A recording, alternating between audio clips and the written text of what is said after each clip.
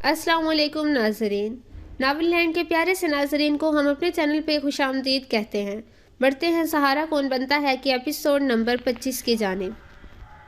दानिश, तो फिर आप क्या समझते हैं कि आगे क्या होने वाला है? उमर, तबाही और कुछ नहीं। कभी कभी अकल दंग रह जाती है कि हज़रत मोहम्मद सल्लल्लाहु अलैहि वसल्लम ने किस दौर में बैठकर आज के हालात का नक्शा बता दिया था। इनकी एक हदीस है, तुर्क 2 मरतबा खरूज करेंगे, एक मरतबा अज़रबैजान और दूसरी मरतबा फ़रात के किनारे। दूसरी जगह फरमाया तुर्क 2 मरतबा खरूज करेंगे, एक अज़रबैजान के खंडरात में और दूसरी मरतबा जजीरा में। पाजेब वाली औरतों को पीछे पालन में बिठाएंगे। अल्लाह ताला मुसलमानों की मदद करेगा और इसकी तरफ से इन पर बहुत आफत आएगी। इसके बाद कोई तुर्क बाकी नहीं रहेगा। एक और हदीस है कि सबसे पहले फारस यानी ईरान वाले हलाक होंगे, फिर अरब वाले। गर्ज अरब, फारस और तुर्क सब कूच कर जाएंगे। बाकी वही रहेगा जो अल्लाह के दीन पर खालस होगा। इस्तांबुल भी अभी मुसलमानों के हाथों से निकल जाएगा, जिसे वो बाद में फतह करेंगे। इसके बाद इस्तांबुल की इस फतह के बाद दज्जाल भी निकल आएगा। एक लिबरल तंजीम का लीडर हामिद कहने लगा, मैं आपकी बातों से इत्तफाक नहीं करता और ना तालिबान की थ्योरी से मुतफिक हूँ। उमर, फिर आप ना सपोर्ट करें ना यकीन करें, आप फिर वो करें जो हमारे नबी सल्लल्लाहु अलैहि वसल्लम ने पुरफितन दौर के फितनों के बारे में इरशाद फरमाया है, और एक तरफ होकर बैठ जाएं, इंतज़ार करें जब हक बिल्कुल वाज़ेह हो जाएगा। इसके बाद उमर ने फितनों के दौर से मुतल्लिक अहादीस बयान की और इनकी वजाहत करने लगा। हामिद, क्या आप बता सकते हैं कि एक मुसलमान को क्या अकायद रख कर ऐसा करना चाहिए कि फितनों के दौर में अपनी इबादत तक महदूद हो जाए? उमर, दिल से और ज़ुबान से अल्लाह की वहदानियत और हज़रत मोहम्मद सल्लल्लाहु अलैहि वसल्लम की नबूवत का इकरार करना, अल्लाह ताला की ज़ात और सिफ़ात में किसी को शरीक ना ठहराना। सिफ़ात का मतलब है कि ऐसे कामों की किसी और से तवक्का रखना, किसी और से वो मांगना जो अल्लाह ताला की ज़ात देती है, मसलन औलाद वगैरह। किसी और को सजदा करना, हज़रत मोहम्मद सल्लल्लाहु अलैहि वसल्लम को आखिरी नबी मानना, अहले बैत और सहाबा किराम रज़ी अल्लाह अन्हुम से मोहब्बत रखना। हामिद, अगर कोई आपकी बात से मुत्तफिक ना करे तो? उमर, तो ना करे, लेकिन आज का दौर फितनों से भरा है, तो किसी को बुरा भला ना कहे, खामोशी से इस पर अमल करता रहे जो हज़रत मोहम्मद सल्लल्लाहु अलैहि वसल्लम, अहले बैत और सहाबा किराम करते रहे हैं। फिर भी मुझसे इत्तफाक नहीं करना तो ना करे। पुरफितन दौर के बारे में 2 मुसलमानों को बेहतरीन कहा गया है, एक तो वो जो कुफ़ार से जिहाद करता हो और दूसरा जो अपनी इबादत में मशगूल रहे और किसी फितने में ना पड़े। पता नहीं कि इस जज्बे के तहत उमर का चेहरा और आंखें सुर्ख पड़ने लगी।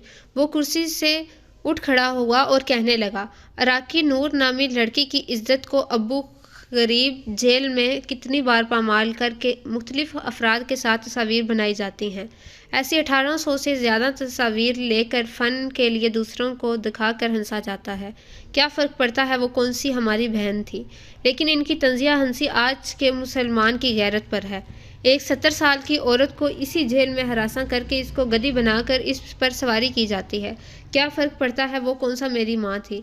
मैथुल हसन को पाखाना खाने और पेशाब पीने पर मजबूर किया जाता है, वो कौन सा हमारी कुछ लगती है?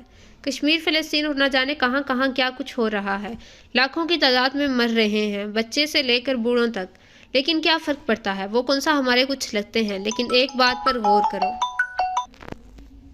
इनसे किसी ने मसलक का नहीं पूछा था। कुफ़ार जब भी जुल्म करता है वो मुसलमान समझकर अपनी नफ़रत का इजहार करता है।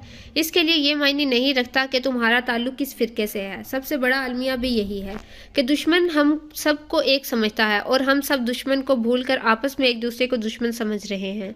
खुदारा इस्लाम के नाम पर ना इकट्ठे हो, इंसानियत के नाम पर तो इकट्ठे हो जाओ। ज़ैनब और न जाने कितने असमतें यहाँ भी लुट रही हैं। कोई मसलक या फ़िरका पूछ कर ये काम नहीं करता। कितने बेगुनाह मारे जाते हैं, कोई मसलक या फ़िरका पूछ कर नहीं मारता। खुदारा अपने अकायद पर जमे रहो, अपने अकायद अपने तक महदूद कर लो। किसी दूसरे को ठेस पहुँचाने वाले अल्फाज मत बोलो। बस इंसानियत के लिए इकट्ठे हो जाओ। खुदारा इंसानियत के लिए, खुदारा इंसानियत के लिए, खुदादाद इंसानियत के लिए इकट्ठे हो जाओ। उमर की आवाज़ बुलंद से बुलंद होती गई। इसकी आंखों से कुछ आंसुओं के कतरे नीचे जा गिरे थे, लेकिन वो अपने इन आंसुओं से बेखबर बोलने में मसरूफ़ रहा। इसका चेहरा सुर्ख हो चुका था और वहाँ मौजूद अफराद टिकटिकी बांध कर उमर को देखे जा रहे थे। ऐसा सोच था उमर की आवाज़ में जो वहाँ मौजूद हर शख्स के दिल पर असर कर रहा था। उमर खामोश हुआ तो इसे एहसास हुआ कि इसके रुखसार भीग चुके हैं। वो दोबारा कुर्सी पर बैठा और नामहसूस अंदाज में अपना चेहरा और आंखें साफ करने लगा। کافی دیر خاموشی ایسے چھائی رہی جیسے کوئی بولے گا تو نہ جانے کیا ہوگا۔ آخرکار کلیم نے سب سے پہلے خاموشی توڑی اور کرسی سے اٹھ کر کہنے لگا، آج سے میں اور میری تنظیم آپ کے ساتھ ہیں۔ میں آپ کو اپنا لیڈر مانتا ہوں۔ اگر میری تنظیم کے افراد میرا ساتھ نہیں بھی دیں گے تب بھی میں آپ کے ساتھ ہوں۔ آپ جو کہو گے اس پر منوعن عمل ہوگا۔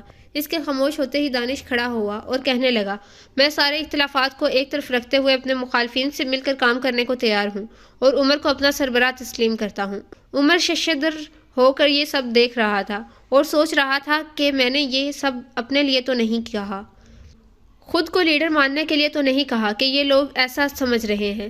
یہ سوچ آتے ہی وہ تڑپ کر کھڑا ہو گیا اور کہنے لگا، آپ سب لوگ غلط سمجھ رہے ہیں۔ میں نے ایسا لیڈر بننے کے لیے نہیں کہا اور مجھے رتی بھر بھی اس میں دلچسپی نہیں ہے۔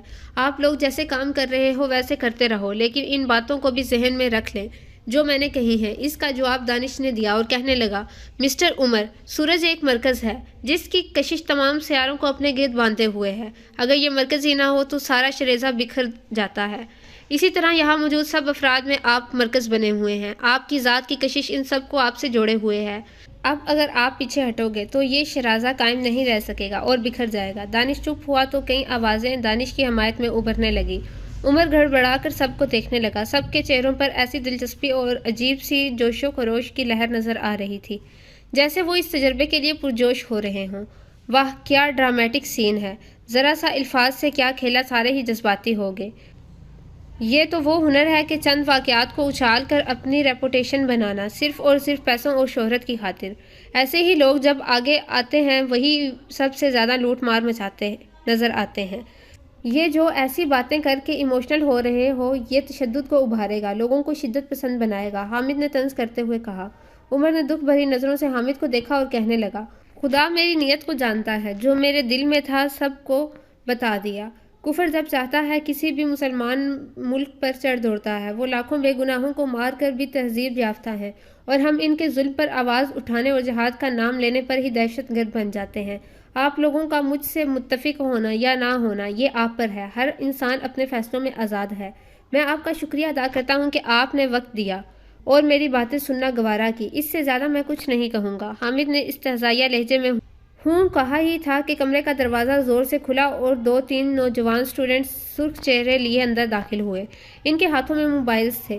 آتے ہی ان میں سے ایک تیزی سے حامد کی طرف بڑھا اور ایک زناٹے دار تھپڑ حامد کو دے مارا، پھر کہنے لگا، تجھے ہم نے اس لبرل تنظیم کا سربراہ بنایا ہوا ہے۔ ہماری محنت سے تو اس مقام تک پہنچا ہے، مگر آج مجھے احساس ہوا ہے کہ میں کس طرف جا رہا تھا۔ تو ابھی سے اپنے آپ کو اس تنظیم سے باہر سمجھ۔ تنظیم کے جو افراد میرے ساتھ ہوں گے وہ میرا ساتھ دیں گے اور میں عمر بھائی کے ساتھ کھڑا ہوں۔ جتنا خون پسینہ میرا اس تنظیم میں لگا ہے یہ بات تو بھی جانتا ہے کہ تنظیم کا ہر فرد انشاءاللہ میرے ساتھ رہے گا، میرا ساتھ دے گا۔ مانا کہ اب ہمیں NGOز سے فنڈز نہیں ملیں گے، مگر مجھے اب اس کی کوئی پرواہ نہیں۔ حامد حیرت سے گال پر ہاتھ رکھے اس نوجوان کو دیکھتا رہا جس کا نام سکندر تھا۔ سکندر کے ساتھ کھڑے دو نوجوانوں کے چہروں پر بھی غضب کے آثار تھے، ان کے عزائم بھی جارحانہ لگ رہے تھے۔ حامد نے ایک غصے اور انتقام بھری نظروں سے عمر کو دیکھا اور خاموشی سے باہر کی طرف چل پڑا۔ عمر کی نظر اس نوجوان سکندر کے موبائل پر پڑی جس کی سکرین پر عمر کا چہرہ نظر آ رہا تھا۔ اس وقت عمر کو پتہ چلا کہ اس کو لائیو کوریج کے ذریعے یونی کے بہت سارے یا شاید سب کو دکھایا جا رہا ہے، اور نہ صرف کمرے میں موجود بلکہ یونی اور ساتھ ہاسٹلز میں بھی نہ جانے کتنے اسٹوڈنٹس اب تک عمر کو لائیو دیکھ اور سن رہے تھے۔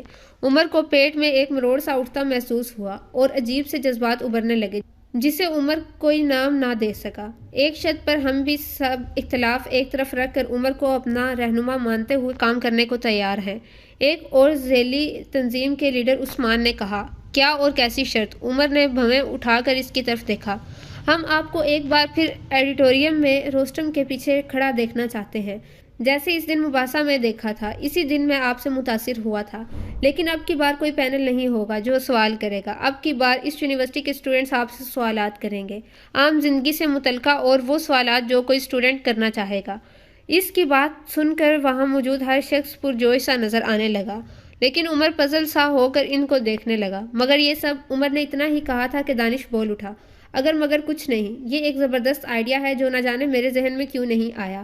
آخر یونیورسٹی کے طلباء کو اس بات کا حق ہے کہ وہ اپنے ایسے لیڈر کو جانیں جسے سب اپنا مشترکہ لیڈر مان چکے ہیں۔ عمر نے گھبرا کر کہا، دیکھو مجھے نہیں پتا آپ لوگ مجھ سے کیا توقعات لگائے بیٹھے ہیں۔ میں جب یہاں آیا تھا تو ایسی کوئی بھی سوچ میرے وہم و گمان میں بھی نہیں تھی۔ میں کوئی لیڈر نہیں ہوں، ایک عام سا انسان ہوں بس۔ میرے دل سے آپ کے لیے دعائیں نکلتی ہیں اور آپ پر رشک آتا ہے۔ سچا لیڈر ہمیشہ کوئی بھی خود سے نہیں بنتا، ہمیشہ لوگ ہی ایسے شخص کو لیڈر بنا دیتے ہیں جو واقعی اس کے قابل ہوتا ہے۔ لوگ برے کاموں اور غلط مقاصد کی خاطر خود کو ڈھنکے کی چوٹ پر لیڈر کہتے ہیں۔ اب اللہ نے آپ کو کچھ اچھا کرنے کا موقع دیا ہے تو ہچکچا کیوں رہے ہیں؟ عمر کو بے اختیار بابا کی بات یاد آئی اور بابا کی کہی ایک بات اس کے کانوں میں گونجی، اللہ چن لیتا ہے کچھ لوگوں کو اپنے دین کی خاطر۔ اگر ایسا کوئی موقع آئے تو عاجزی کے ساتھ اس ذمہ داری کو قبول کر لینا جو ملے گی، ورنہ اللہ میرا یا تمہارا محتاج نہیں، وہ کسی اور کو یہ نعمت سونپ دے گا لیکن ہم محروم رہ جائیں گے۔ یہ یاد آتے ہی بے اختیار عمر کے منہ سے نکلا، دعائیں دینی ہیں تو اس شخص کو دو جس نے ایک عام انسان کو وہ عمر بنا دیا جو آج لوگوں کے سامنے کھڑا ہے۔ میرے بابا، میرے رہنما، میرے والد، میرے دوست، میرا سب کچھ۔ سب اچنبے سے عمر کو دیکھنے لگے۔ ٹھیک ہے، میں کوشش کروں گا جیسا آپ چاہتے ہیں ویسا کرنے کی، اور سوالات کا جواب بھی دینے کی کوشش کروں گا۔ عمر کی بات سن کر وہاں موجود اکثر افراد کے چہروں پر مسکراہٹ دوڑ گئی۔ اس دن عمر جب گھر آنے کے لیے نکل رہا تھا، جانے کس کس نے اس کے کندھے پر تھپکیاں دیں، کس کس نے بلند آواز سے کہا وی آر ود یو عمر، کس کس نے پرجوشی سے مصافحے کیے۔ زیادہ مسئلہ تو عمر کو لڑکیوں کے ری ایکشن سے ہو رہا تھا، ان کی باتوں سے، مگر وہ نظریں جھکائے دل ہی دل میں درود شریف اور اپنے رب کا شکر ادا کرتا جا رہا تھا جس نے اسے اتنی عزتوں سے نوازا۔ بے شک عاجزی ایک ایسا عمل ہے جو نعمتوں کو بڑھا دیتا ہے۔ یہ قسمیں کھانا اسلام کی روح سے جائز نہیں۔ تمہاری امی نے کھائی لیکن قسم کھا کر کچھ کہا نہیں، یہ صرف سمجھانے اور دل میں اتارنے کے لیے کھائی تھی، ورنہ مجبوری میں صرف اللہ تعالیٰ کی قسم کھانے کی اجازت ہے۔ ختیجہ نے عائزہ کی طرف دیکھ کر وضاحت کرتے ہوئے کہا، میں اب چلتی ہوں۔ امید ہے عائزہ شاید تمہاری زندگی میں تبدیلی آ جائے۔ ختیجہ کھڑے ہوتے ہوئے بولی، تبدیلی آنی کہاں، تبدیلی آ چکی ہے، اللہ آپ کو خوش رکھے، جزائے خیر عطا فرمائے، آمین۔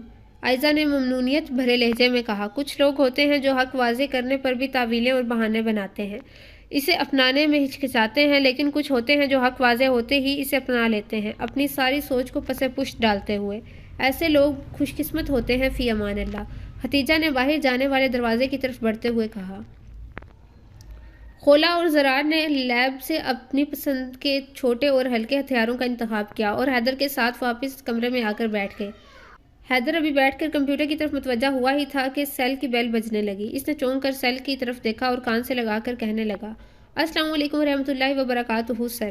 دوسری طرف نہ جانے کون تھا اور وہ کیا کہتا رہا۔ حیدر نے بس ہوں ہاں جی بہتر سر کہہ کر کال کاٹ دی اور زرار کی طرف متوجہ ہو کر کہنے لگا، بابا کا فون تھا، انہوں نے ایک لڑکی اور ایک لڑکے کو تمہاری نگرانی کا کام سونپا ہے، وہ آتے ہی ہوں گے لیکن ہم اپنی حفاظت کر سکتے ہیں۔ زرار نے قدرے ناگواری سے کہا، یہ بابا کے فیصلے ہیں جو ہمارے لیے پتھر پر لکیر ہوتے ہیں، ہم پر ان کی تکمیل کرنا فرض ہے۔ حیدر نے سنجیدگی سے کہا اور دوبارہ کمپیوٹر کی طرف متوجہ ہو گیا۔ کچھ منٹوں بعد ہی کمرے کا دروازہ کھلا اور ایک لڑکی لڑکے کے ہمراہ اندر داخل ہوئی۔ لڑکی نے چہرے پر سکارف لیا ہوا تھا اور نیچے عبایا پہن رکھا تھا، جبکہ لڑکے نے سفید شلوار قمیض کے اوپر سیاہ رنگ کی واسکٹ پہنی ہوئی تھی۔ دونوں نے قریب آ کر بلند آواز میں سلام کیا۔ سلام کر کے لڑکا تو خاموش ہو گیا لیکن لڑکی کی زبان چلنے لگی، کیا حال ہے شہر خاموشاں کے باسیوں۔ حیدر نے ان کی طرف دیکھا اور فوراً اس کی آنکھوں میں شناسائی کی ایک چمک دوڑی، اس کے چہرے پر ایک مسکراہٹ رینگ گئی۔ ادھر لڑکا اپنا تعارف کروانے لگا، میرا نام سرمد چغتائی ہے، یہ میری بہن نور چغتائی۔ زرار نے اپنا اور اپنی بہن کا تعارف کروایا۔ سرمد نے سوالیہ نظروں سے حیدر کی طرف دیکھا جو ابھی بھی زیر لب مسکراتا ہوا دلچسپی سے سرمد اور نور چغتائی کی طرف دیکھ رہا تھا، کیونکہ حیدر نے ابھی تک اپنا تعارف نہیں کروایا تھا۔ سرمد چغتائی، کیا نور چغتائی کی زبان کی تیزی میں کوئی کمی آئی؟ حیدر نے مسکراتے ہوئے سرمد سے پوچھا، کیا مطلب ہے تمہارا؟ نور نے قدرے حیران ہوتے ہوئے پوچھا، لوگوں کے دکھاوے کے مطلب میں بھی کئی مطلب چھپے ہوتے ہیں، کچھ سمجھ آئی چغتائی؟ حیدر نے لطف لینے کے انداز میں کہا، کیا تمہارا دماغ خراب ہے؟ نور نے انگلی اپنے سر پر گھما کر اشارہ کرتے ہوئے پوچھا۔ آہا، لمبی زبان میں اور بھی آ گئی لمبائی، واہ چغتائی۔ حیدر نے جھومنے کی ایکٹنگ کرتے ہوئے کہا، یہ کیا بدتمیزی ہے، تمہیں بات کرنے کی تمیز نہیں۔ نور کے چہرے پر غصے کے آثار نظر آنا شروع ہو چکے تھے لیکن سرمد اب غور سے حیدر کی جانب دیکھ رہا تھا۔ تمیز سے نہ ہو سکی شناسائی، بے بس ہوئی خدائی، اے بھنائی ہوئی چغتائی۔ حیدر نے بھی ڈھیٹ بن کر اس کے نام کے لفظ چغتائی کو پکڑ کر اس سے قافیہ ملا کر کہنے لگا۔ خولا اور زرار حیرت سے حیدر کا یہ روپ دیکھ رہے تھے، جبکہ سرمد غور سے حیدر کو دیکھنے کے بعد زرار کے پاس جا کر اس کے کان میں سرگوشی کر کے پوچھنے لگا اس کا نام کیا ہے۔ زرار نے بھی سرگوشی سے جواب دیا حیدر۔ سرمد کے منہ سے اوہ کی آواز نکلی اور پھر سرگوشی میں ہی کہنے لگا، کچھ دیکھی دیکھی لگی تھی صورت، اب یاد آ گیا۔ اور پھر دلچسپی سے حیدر اور نور کو دیکھنے لگا۔ میں تمہارا منہ توڑ دوں گی اب اگر کچھ اور اس طرح کی بےہودگی کی بات کی تو۔ آہستہ آہستہ نور کا پارا چڑھتا جا رہا تھا۔ حقیر فقیر کے سامنے کیوں ہے مرچیں چبائی فدائی۔ حیدر نے جب یہ فقرہ کہا تو نور چونک گئی اور قدرے غور سے حیدر کی طرف دیکھنے لگی۔ حیدر نے گھبرانے کی ایکٹنگ کرتے ہوئے کہا، بس کرو نظروں سے دھلائی، مجھے شرم سی آئی۔ لیکن اب کی بار نور کے ہونٹوں پر بھی مسکراہٹ سی رینگ گئی اور کہنے لگی، اچھا تو یہ تم ہو۔